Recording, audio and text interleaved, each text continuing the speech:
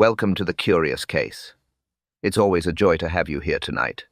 Tell me, do you prefer the sound of crackling rain or the quiet of falling snow? Your answers keep this little corner alive, and I love reading every one of them.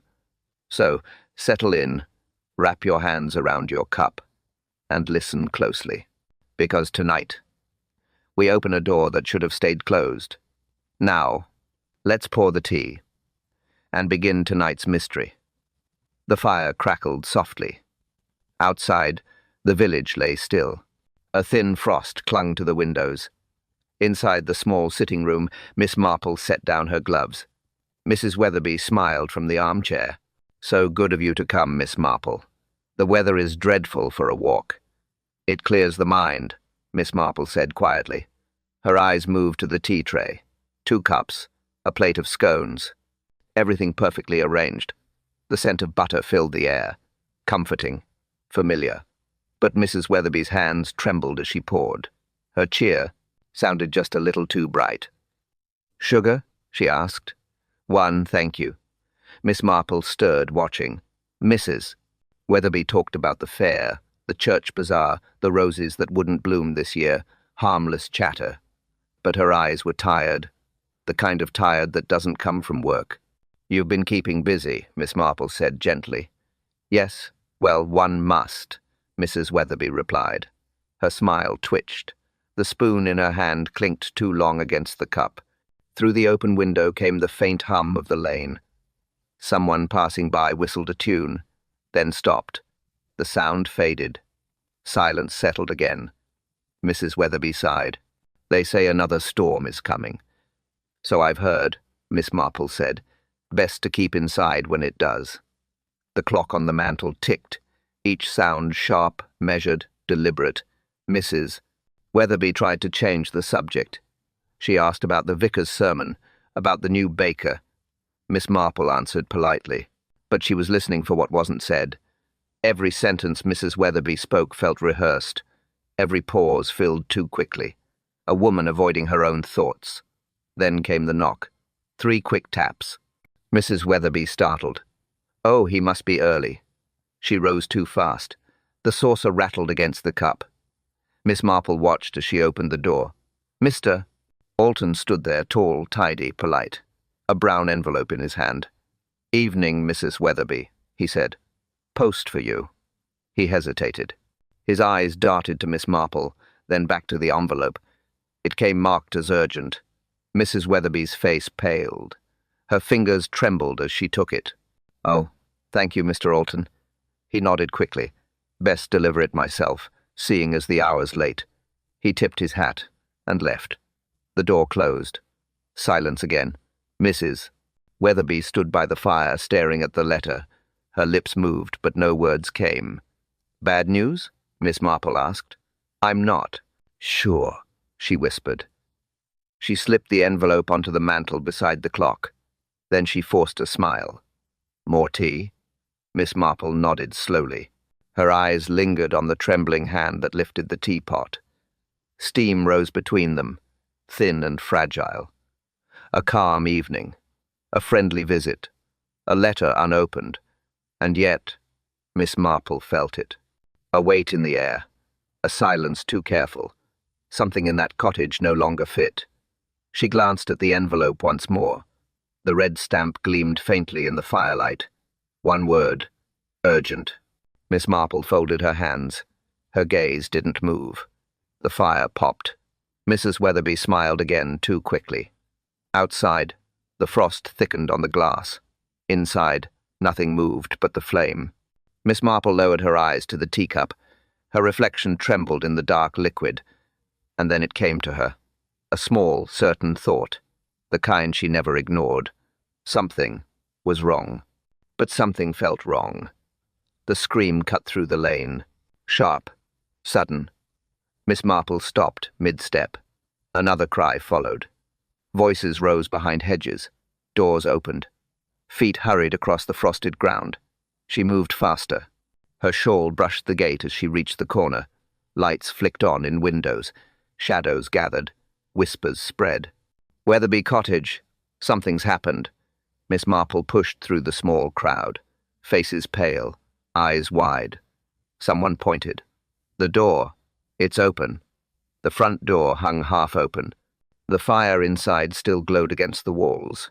No wind, only the faint crackle of the embers. Miss Marple stepped inside, her eyes adjusted quickly. Nothing disturbed, nothing overturned. Yet the room felt wrong, a stillness too heavy. Near the table lay Mrs. Weatherby, her hand outstretched toward the hearth. Her shawl twisted around her arm. No sign of struggle, no broken glass, no toppled chair. Just a body that had fallen quietly. Mrs. Alton gasped behind her. "Oh, heavens!" is she, but the answer arrived with hurried footsteps. Dr. Sims rushed in, bag in hand, breath unsteady. He knelt beside the body, pressed 2 fingers to the wrist, checked the eyes, listened for breath. He sighed. "Gone," he said softly. "Heart failure, most likely." Sudden. A murmur swept through the doorway. Villagers exhaled in disbelief. "Poor soul, she seemed fine today. I saw her at the shop. Such a shame." But Miss Marple didn't join the chorus. She stood perfectly still, her gaze lowered. 2 teacups waited on the table. One overturned. Tea spilled in a smooth arc across the cloth. The other sat untouched. Steam gone cold. She moved closer. Her hand hovered over the spilled tea. The pattern was clean. No tremor spill. No accidental splash, a deliberate fall, or a sudden collapse. Dr. Sims glanced up. "A tragic thing, Miss Marple." Her heart must have given out. Miss Marple nodded, but her eyes stayed on the cups. 1 cup, untouched, completely full. Her seat still held the cushion's faint pressure, the chair not pushed back, as if she had risen only halfway, only for a moment, only before something stopped her. A villager whispered behind her. "She was alone tonight," another answered. "I saw a light earlier. Maybe Mr. Alton brought more post." Miss Marple heard every word, but she didn't turn. She studied the carpet. Clear, no disturbances, except for one faint mark, a slight scuff near Mrs. Weatherby's shoe. Small, precise. Not from panic, not from a stumble, from someone else's step. Miss Marple straightened slowly. Dr. Sims spoke again. "These things happen. Her age, her worries, the weather." "Yes," Miss Marple replied softly. "But sometimes the heart stops for other reasons." He looked at her, confused. She offered nothing more. The villagers drifted back into the lane.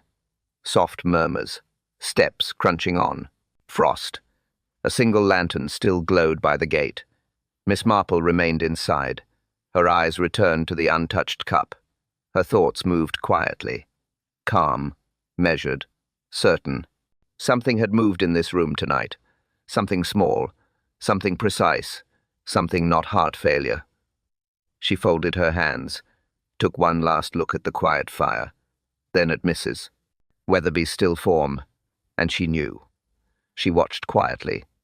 The first thread had been pulled. The morning lay quiet over Street Merrymead. Cold ashes in the hearth gave off a faint, dry smell. Miss Marple stepped inside Weatherby Cottage once more. Ellen, the housekeeper, stood in the parlour with a cloth in hand. Her shoulders shook as she dusted the mantel. Tears slipped down her cheeks without sound. "Oh, Miss Marple, I still can't believe it," she whispered. Her voice cracked as she wiped the same corner again and again. Miss Marple approached slowly. "You were close to her," she said. Ellen nodded. "She was kind, always kind. I never thought—" Her sentence trailed off into trembling silence. Miss Marple waited. Patience always worked better than pressure. Ellen swallowed hard. "I couldn't sleep last night," she said. "I kept thinking about her face, the way she looked on the floor." Miss Marple glanced around the room. Everything was neat, too neat, nothing out of place. Ellen sniffed and pressed her hand to her mouth. She was afraid, Miss Marple, more than she ever let on. "Afraid of what?" Miss Marple asked. Ellen wiped her eyes with the edge of her sleeve. "Letters," she whispered. Her gaze flickered toward the mantel. She kept saying they were getting worse. Worse how? I don't know. She wouldn't show me. But every time one arrived, she grew quieter, like something was closing in on her. Miss Marple's eyes moved to the mantel where the urgent envelope had rested. Now, it was gone. Not a trace. Nothing but the faint outline left in dust.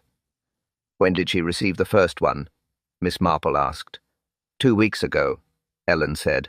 She hid them in the writing desk, locked the drawer every night, never told anyone, not even me. Miss Marple turned slightly. The drawer is locked now? No, Ellen said, her voice lowered. It was open when I came in this morning. Open? Yes. And empty. Miss Marple took that in quietly. No forced marks, no broken lock. Someone had used a key, or had already been inside last night. Ellen wiped the table near the window. Her hand halted mid-movement. She stared at the floor. At one point, she whispered, I thought I saw someone outside. Miss Marple stepped closer. What did you see? A shadow, tall, right by the window, just after sunset. Did Mrs. Weatherby see it? Yes. And she froze. Her whole body stiffened. She said, Not tonight. Please, not tonight. Then she shut the curtains. Miss Marple felt her chest tighten. Fear that precise never came from imagination. Did you tell the inspector? Ellen shook her head.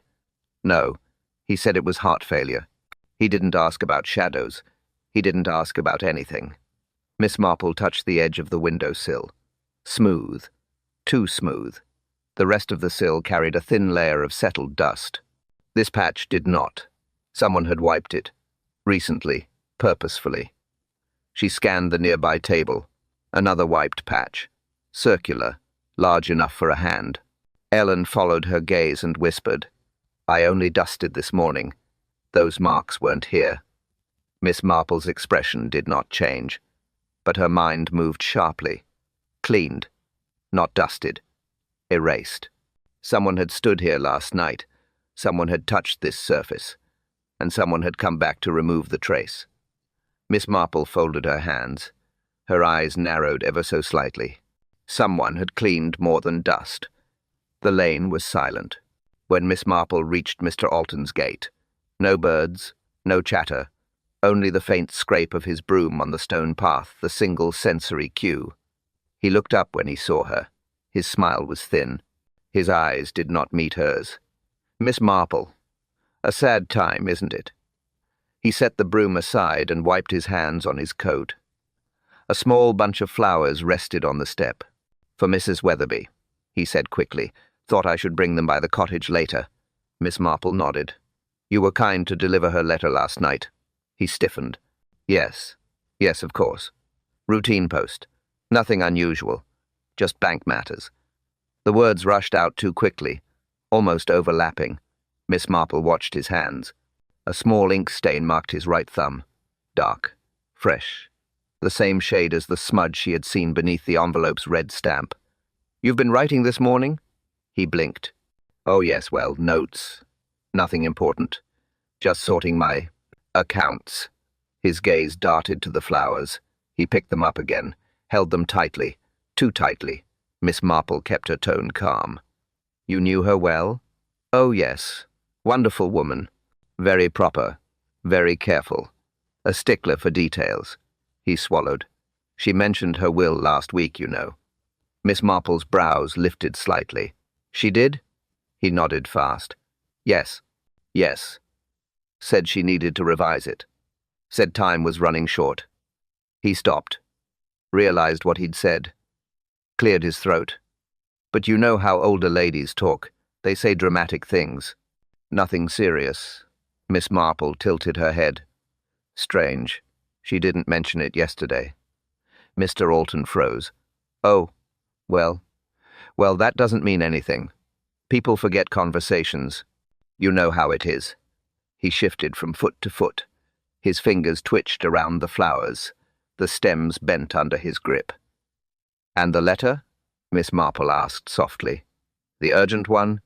He hesitated, then forced a smile. Told you. Bank business. A notice, perhaps. Nothing that would trouble her. But she looked troubled. Miss Marple said, very troubled. His throat bobbed. For a moment, maybe. People worry too much. She stepped closer. He stepped back, just half an inch, barely a movement. But she noticed. Mr. Alton, she said quietly, did you open the letter? His face drained. No. Why would I? I only brought it. And you did not mention it was stamped urgent until pressed, Miss Marple said. You also knew what it contained before she ever opened it. He blinked hard. You can't prove that. His voice trembled. Your thumb says much, she replied, and your words say more. He opened his mouth, then closed it again. His breath quickened.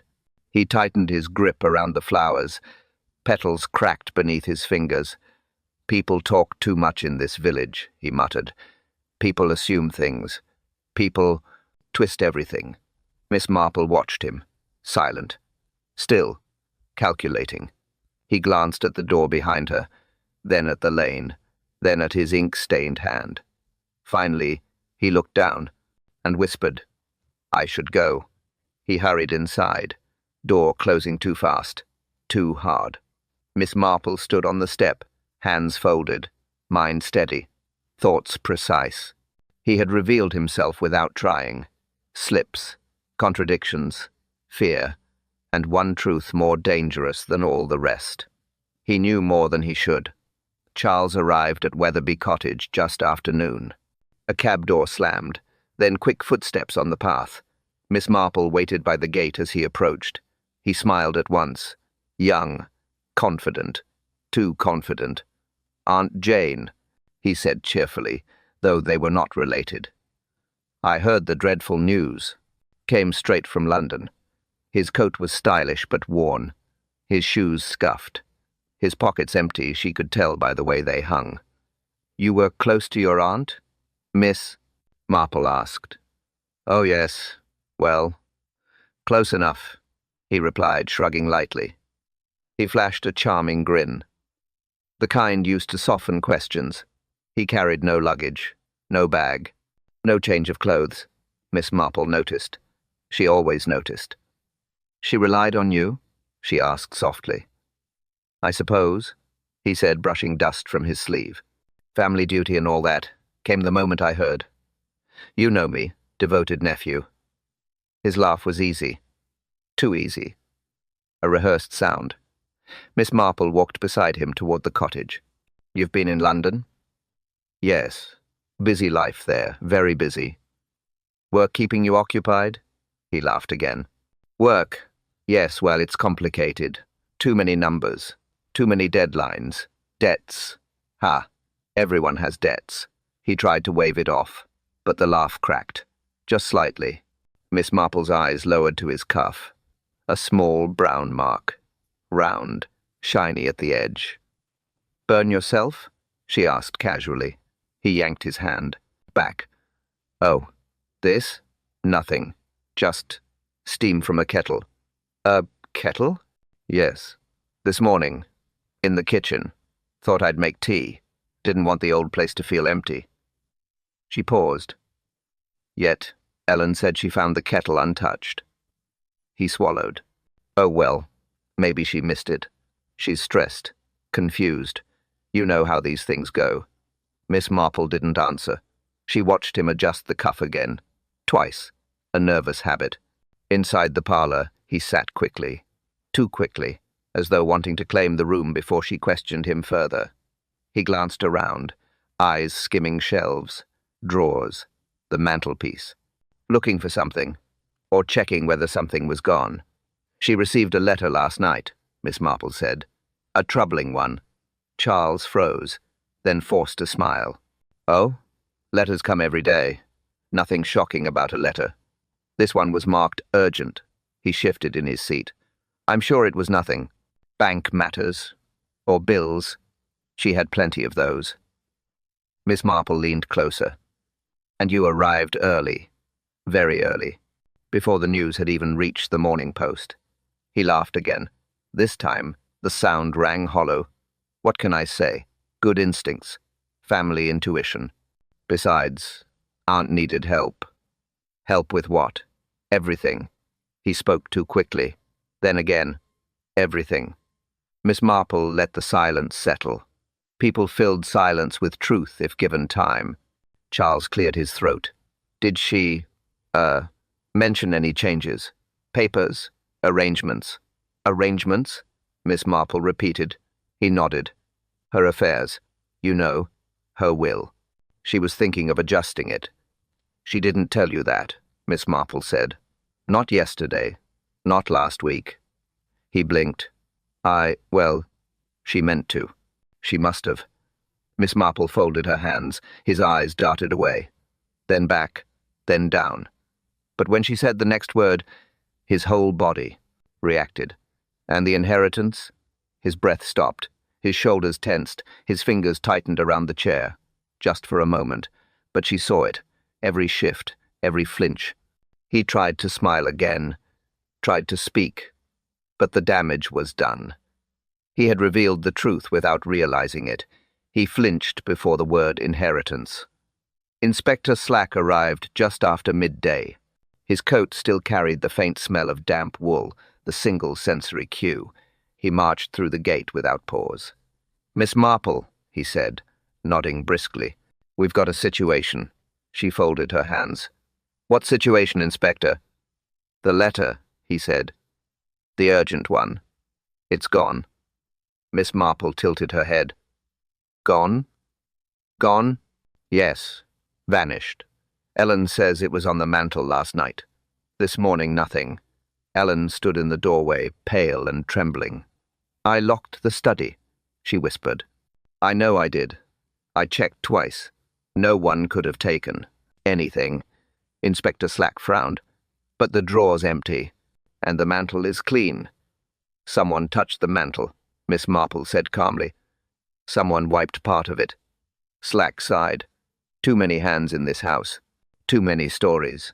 Charles stepped forward from the hall, hands in pockets, smile forced. I wasn't here, he said. I told you. I left before tea yesterday. Got the call later. Slack raised an eyebrow. You arrived awfully early this morning for someone who left early last night. Charles swallowed. I came the moment I heard. Nothing strange about that. Miss Marple watched him. His cuff sleeve hid the burn mark again. His posture stiffened every time the letter was mentioned. Mr. Alton approached from the kitchen, carrying a cup he didn't drink from. He nodded at Slack. I never went near the study, and I certainly didn't touch that letter. Slack eyed him sharply. You delivered it. Yes, Alton said. But I didn't open it, didn't read it, didn't go back inside. Miss Marple caught the lie in the speed of his words. He spoke too fast, too smooth. Charles cut in. Inspector, with respect, Ellen must be mistaken.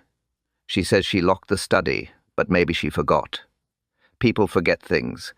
Ellen's eyes widened. I did not forget. Her voice cracked. I locked it, and the key was still in my apron pocket this morning. Slack turned. So how did the drawer open itself? Ellen shook her head. I don't know, but I locked that door. Miss Marple moved to the study door. She ran her fingers along the frame. No scratches, no damage, no forced entry. She turned back. Inspector, the drawer held the earlier letters. If those letters are gone, someone knew exactly where to look. Slack nodded. Which means someone had a key, or someone was here last night after we left. Charles's jaw tightened. I told you, I left before. Tea. Alton stepped closer, and I never re-entered the cottage after delivering the post. Ellen whispered, You're both lying. Slack held up his hand. One at a time. But I'll say this. Your timelines don't fit. Not one of them. Miss Marple's eyes moved from face to face. Ellen trembling. Alton sweating. Charles smiling too tightly. 3 stories. 3 alibis. 3 versions of last night. All uncertain. All overlapping. All wrong in different ways. She could see the cracks forming, not in the facts, in the times, the moments, the hours no one agreed on. A gap here, a stray detail there, a sudden arrival, a too early departure. Nothing aligned, nothing settled. Miss Marple folded her hands behind her back, her voice soft, measured, certain. "The times," she said, "no longer matched." Evening settled over Street Mary Mead. A cool draught slipped through the hedges, the single sensory cue. Miss Marple walked the lane, slowly. The village looked calm, but the voices were not. People stood in clusters near the post office. Whispers, gasps, pressed lips. Someone spotted Miss Marple and hurried toward her. "Have you heard?" the woman asked breathlessly. "The bank. Our bank. It was robbed last night." Miss Marple paused. "Last night?" "Yes. Sometime between midnight and dawn. The police are inside now. Everything's in an uproar." Another villager rushed forward. "They say a large withdrawal was made yesterday, right before the robbery. Right before—" She didn't finish the sentence. She didn't need to. Mrs. Weatherby's name hung in the air like a cold mist. Miss Marple continued down the lane, her steps steady. Outside the bank, Inspector Slack stood, coat open, notebook in hand. He looked tired, very tired.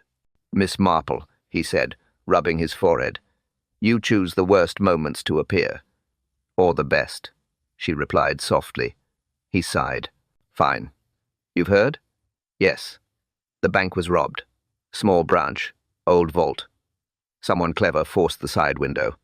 "And Mrs. Weatherby's account?" Miss Marple asked. Slack hesitated. "Emptied. Yesterday?" He nodded. "A full withdrawal. Every pound. Signed under her name." Miss Marple folded her hands. "And then she died." "That," Slack said, "is a coincidence." Miss Marple's eyes narrowed. "No coincidence ever wears that face." Slack looked irritated. "You think it's connected? People withdraw money every day. Old folks get nervous before winter." "Perhaps," Miss Marple said. "Or perhaps someone needed her savings quickly." Before she spoke, before she resisted, Slack tapped his notebook. "We're interviewing the staff. One clerk remembers her looking shaken. Said she signed fast. Didn't speak a word." Miss Marple nodded slowly. "And who brought her to the bank?" Slack blinked. "No one," said she. "Came with anyone." "Mrs. Weatherby rarely walked alone," Miss Marple said quietly. "She trusted company. Someone helped her withdraw that money. Someone stood beside her. Someone guided the pen." Slack frowned deeper. "That's a strong claim." "A logical one," Miss Marple replied. "Fear changes behavior." And she was afraid. Slack closed his notebook. "I'm checking signatures. The staff mentioned something odd." Miss Marple waited. He lowered his voice. The signature was shaky. Not her usual style. "Not her handwriting?" "That's the trouble," Slack muttered. "It looked like hers, but it felt forced." Miss Marple gazed at the dark windows of the bank. Letters vanished. A study unlocked. An urgent envelope gone. A withdrawal she didn't explain. A death called natural. Slack shifted. "So you think someone emptied her account, then silenced her?" Miss Marple breathed out slowly. "Inspector people kill for money every day. But this pattern, this precision, this timing—" She shook her head. "No, this wasn't greed alone. This was control. Fear. Desperation." Slack stared at her. "And what exactly was our thief after?" Miss Marple turned toward the fading light, her voice barely above a whisper. "It was no longer about money. It was about truth." The bell above the post office door gave a soft metallic ring, the single sensory cue. Miss Marple stepped inside. The room was nearly empty. Only the clerk, Mr. Dobbs, stood behind the counter, sorting rubber-banded stacks of letters. He looked up. "Morning, Miss Marple. Terrible business about Mrs. Weatherby." Miss Marple nodded. "Yes, terrible indeed. I hoped you might help me with something." Mr. Dobbs squinted, already uneasy. "What sort of something?" "Outgoing post," she said simply. "Yesterday's in particular." He blinked. "Well, we sent out quite a bit. People get busy before holidays. I'm interested in anything sent late in the day," she added. "After sunset." He frowned. "Odd request." Most truth is odd, Miss Marple murmured. He hesitated, then motioned for her to follow him to the back counter. Leaning down, he pulled a ledger forward. We record the late dispatches here. London bags, Bristol bags, local train sacks. Miss Marple scanned the page. A few typical names. One business account. A parcel to a niece. Nothing unusual. Then Mr. Dobbs tapped a line. This one. Struck me odd.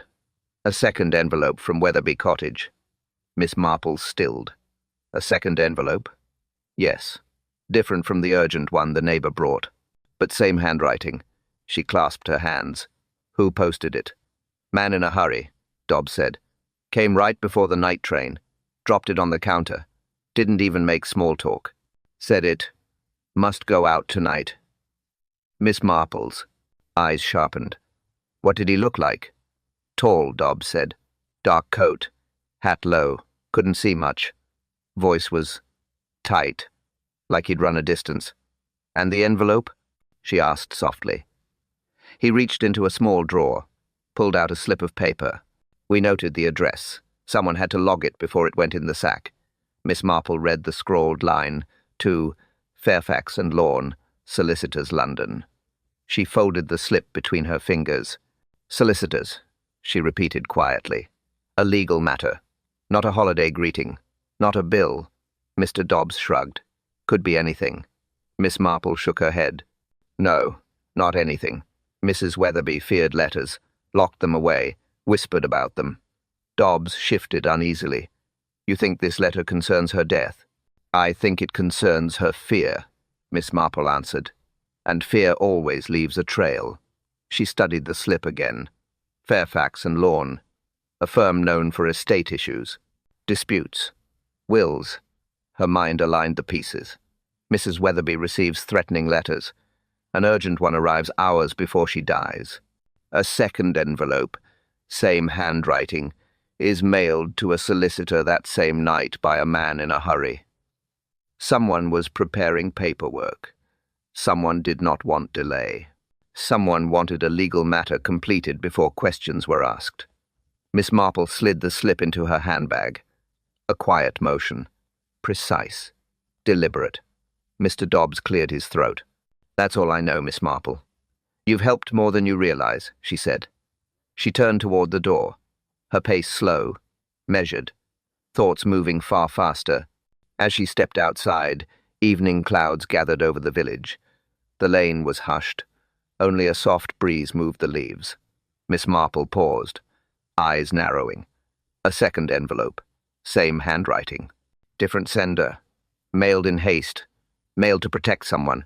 Not Mrs. Weatherby. It clicked into place. Clean. Cold. Certain. Someone mailed their own alibi. Rain tapped against the window, a steady, dull rhythm, the single sensory cue. Miss Marple set 2 cups on the small table. Steam rose softly. Everything else in the room was quiet. A knock sounded, measured, hesitant. Mr. Alton stepped inside when she opened the door. His coat was wet, his eyes restless. He did not remove his hat at first. A sign of nerves. Tea? Miss Marple asked, her tone gentle, unhurried. He cleared his throat. Yes, thank you. He sat on the very edge of the chair, hands clasped too tightly, foot tapping once, then stopping when he noticed her watching. Miss Marple poured tea. No rush, no question yet. She simply waited until the silence pressed on him. You wanted to see me? He asked. His voice wavered. Yes, Miss Marple said softly. There is something we must talk about. His fingers twitched. What? What thing?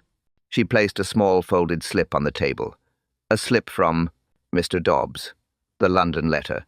Mr. Alton froze. His breath caught. His eyes widened for just a second. Miss Marple noticed every detail. You posted this, she said quietly. Late last night. I didn't, he said quickly. Too quickly. I only delivered her letter. The urgent one. Nothing more. Miss Marple shook her head.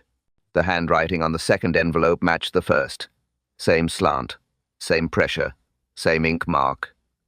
He opened his mouth, closed it, looked at the rain, looked at the carpet, looked anywhere except her eyes. She was afraid of those letters. Miss Marple continued. You brought one, and then another was sent receiving the stamp of urgency, long after she died. He stood up suddenly. Chair scraped. Stop. You don't know anything. Sit down, Mr. Alton, she said softly. His chest rose and fell too fast. A trapped rhythm. Not anger. Fear. Miss Marple reached for her teacup. Steady. Calm. I asked the clerk about the sender. He remembers a man in a hurry. Coat wet. Breathing hard. Your height. Your build. I wasn't. And the signature in the bank ledger, she said. That is where you slipped. His mouth opened slowly. Confusion flickered. Her withdrawal form, Miss Marple continued. It was shaky, but not because she trembled, because someone traced her hand, guided it, forced it. Rain beat harder on the glass. Mr. Alton sat down abruptly. The fight drained from his shoulders. You can't prove anything, he whispered. It was not defiance. It was surrender. Miss Marple folded her hands. Proof arrives by post, Mr. Alton. His head dropped. A long breath escaped him. I didn't mean to kill her, he murmured. I only wanted the money. I thought she'd faint. Nothing more. I panicked. Miss Marple did not answer. She let the truth fill the room. He wiped his eyes with the back of his hand. She was screaming about the letters. She said she would expose everything. And so, Miss Marple finished quietly.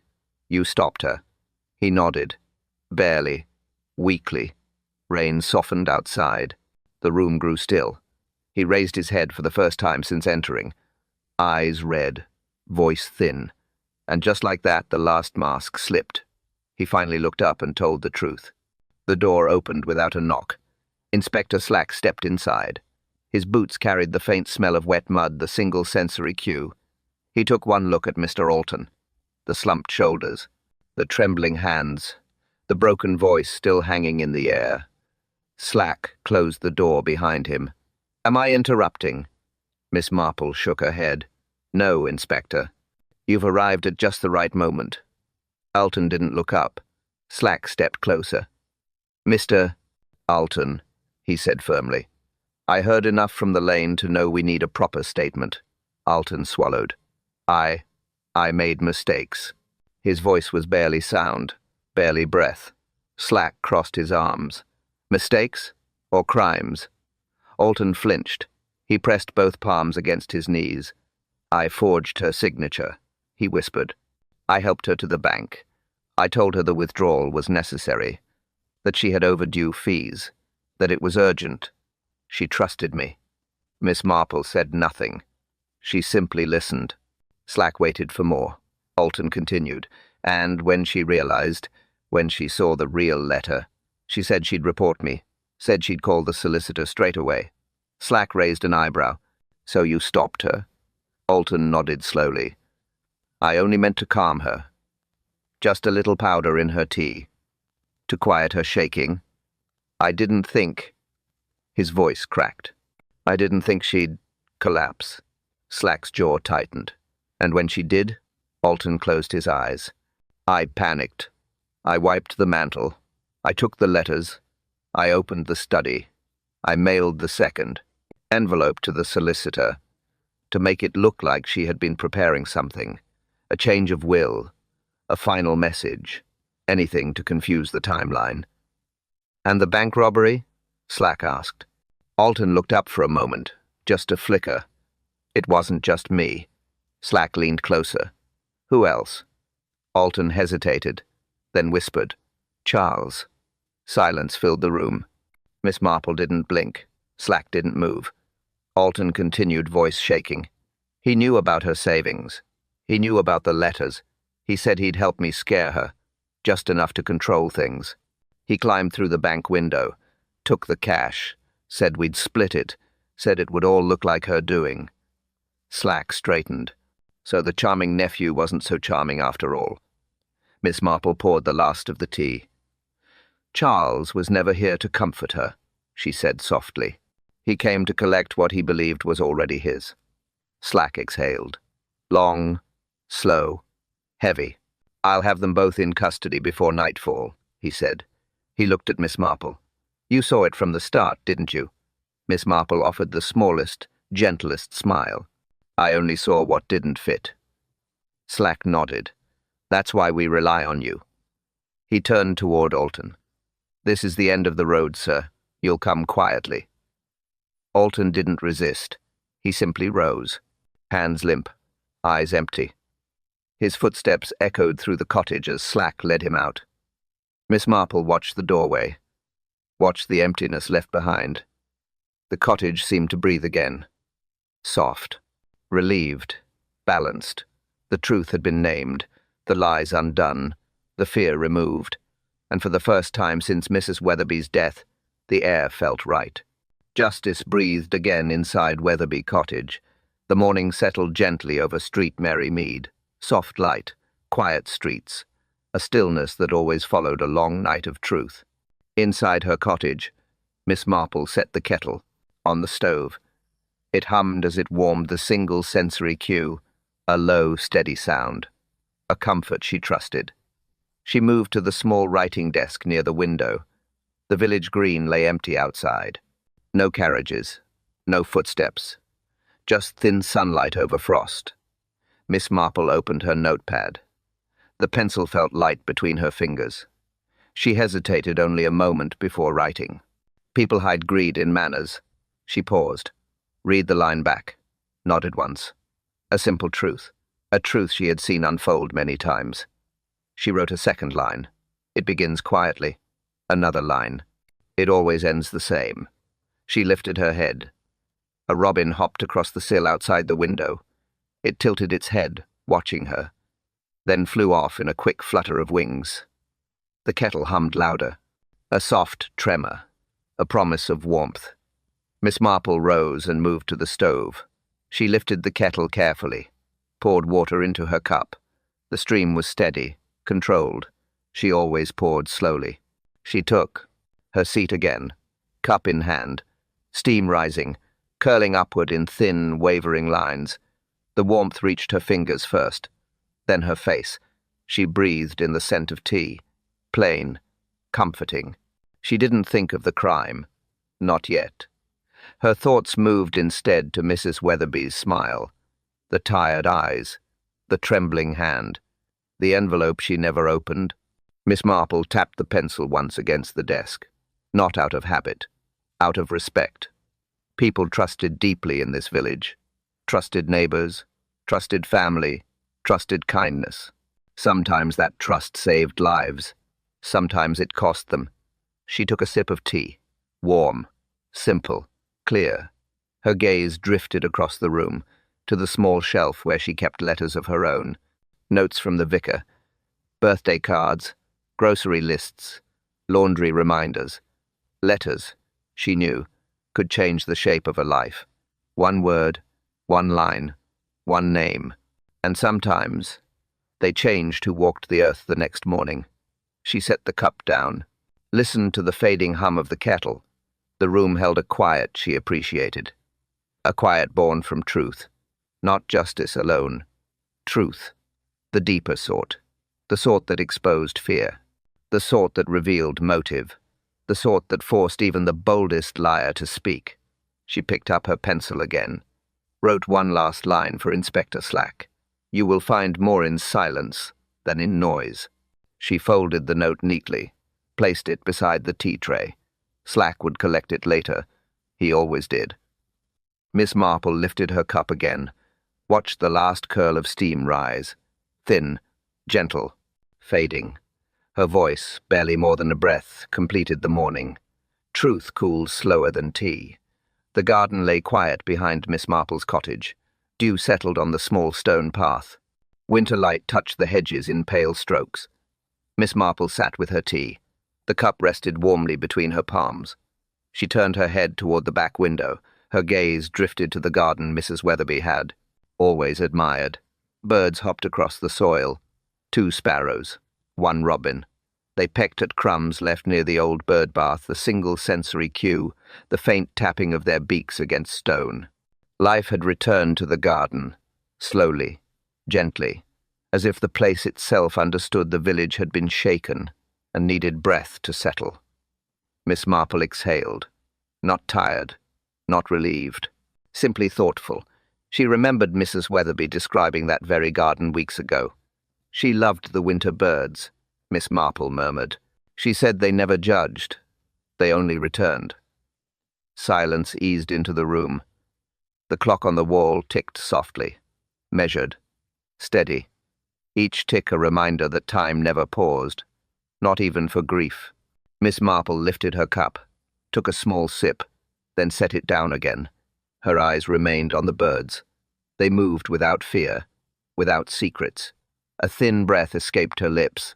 It wasn't money she feared, she whispered. It was betrayal. The word sat heavy in the air. Because it was true. Mrs. Weatherby had not trembled because of letters. She had trembled because one came from someone she trusted, someone who stood in her parlor, someone she let into her day, her nephew, her neighbor, her circle. Miss Marple folded her hands in her lap. People often assumed greed came from strangers, but in her long years, she had learned something else. Greed liked to sit close, very close. Charles wanted inheritance. Alton wanted money. Together, they pressed on the weakest parts of Mrs. Weatherby's heart. Fear, loneliness, hope that people still meant well. Miss Marple lowered her eyes. "How easily trust blinds," she said softly. A quiet breeze brushed the window pane. The sparrows fluttered upward and settled again. The robin jumped onto the fence, puffed its feathers, and sang once a short, bright note. Miss Marple watched without moving. The small creatures restored a kind of balance the night had stolen. But inside her chest, she felt something else. A steady weight. Not grief alone. Responsibility. Villages forget quickly. They smooth over the sharp edges of tragedy. They tidy the narrative. They soften blame. They heal fast, because they must. Already she had heard murmurs outside. It had been an unfortunate affair. A sad misunderstanding. A tragic moment in an otherwise peaceful town. Miss Marple knew better. She always did. She touched the edge of her teacup. Warm, stable, simple. Then she looked back at the garden, the birds, the sky, the quiet fence line. Her voice barely rose above her breath. It didn't need to. "The village will forget," she whispered. Her eyes did not leave the garden. "But I won't." Davis returns with a soft smile. The room feels calm again. He glances at the lost letter, then at the untouched teacup on the table. "Tell me," he says gently, "would you have noticed that cup before? Anyone else did?" He leans in a little. "Which clue reached you first? The letter, the silence, or the worry in her hands?" He lets the questions settle, warm as steam rising from fresh tea, the single sensory cue. Then he smiles. "Thank you for being here tonight. And tomorrow, another kettle will boil." One quiet lane waits in the dark. A single borrowed coat hangs on a lonely hook. Its buttons hold a secret, and its pockets hide a truth no one meant to find. Footsteps echo softly across the frost, careful and slow, as if someone hopes not to be seen. But secrets breathe, even in winter. And in the cold hedge-lined path ahead, something is waiting to be uncovered. Listen closely. The wind through the hedges carries the first warning. Davis leans close, his voice barely above a breath. "If you felt the chill of Weatherby Cottage tonight, leave a emoji below." He pauses, letting the quiet settle. "Your little teacup keeps this corner alive, and it tells me you're listening closely." A soft smile in his tone. "The algorithm loves mystery, and so do we." Fade in. Soft, steady words appear as Davis's voice follows. Written in the warmth of curiosity, for those who still believe that every quiet village holds a secret. The text lingers, gentle and calm, and for those who know, truth cools slower than tea.